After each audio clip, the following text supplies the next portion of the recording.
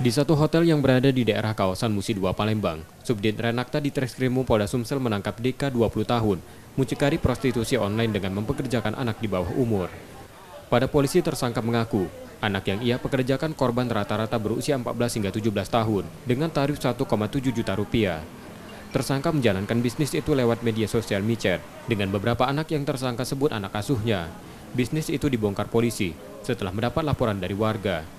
Kami dari Polda Sumsel sudah mengamankan satu orang mucikari di mana pelaku daripada tindak pidana perdagangan orang.